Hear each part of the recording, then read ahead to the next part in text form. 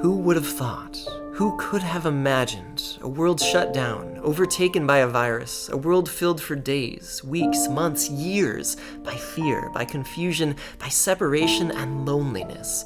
A pandemic that spread across the globe and in its wake left behind a trail of difficulty and need. As hardworking men and women lost their jobs, as children were pulled out of schools, as even the doors of our very churches were closed and our pews forced day in and day out to remain empty. It was a dark time, one in which for so long, too long, we were unable to meet, unable to spend time with each other, unable so often to be there for our friends, our family, our brothers and sisters in need. But as dark as it was for all of us a profound reminder, a radical recollection of who we are as people, as a human race, as brothers and sisters in this world, and especially as brothers and sisters in our faith. For if there is something that can be taken from the struggle of this time, if there is a message to preserve, it might simply be this, that we are not meant to be alone.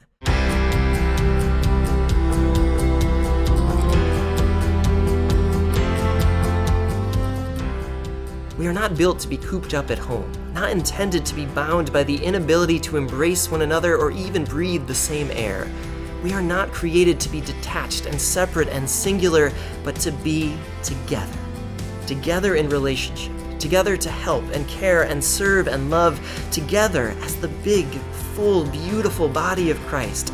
A body diverse and made of so many unique and different parts, so many unique and different people, and yet body that needs them all, that needs me and him and her and those people and everybody.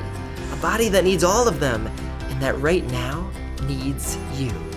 Because we now find ourselves in a moment when the effects of the past couple of years remain present in the lives of so many who have fought and struggled, who need help, and who with that help just might be able to get back on their feet, just might be able to find peace and joy and thriving once again.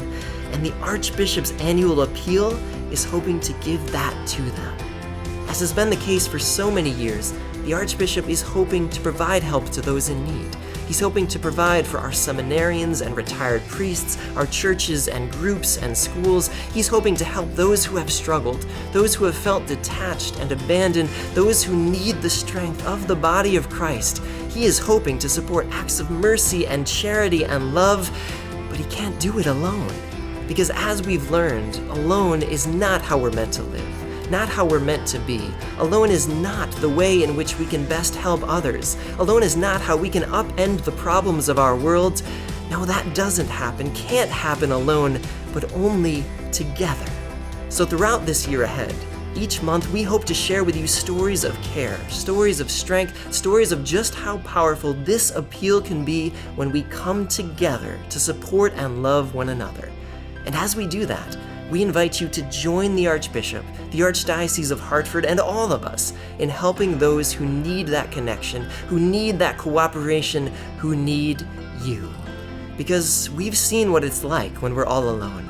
We know the difficulties that can come to those who remain isolated and separated and have no one to turn to. But now you have the chance, now we have the chance to be part of something bigger.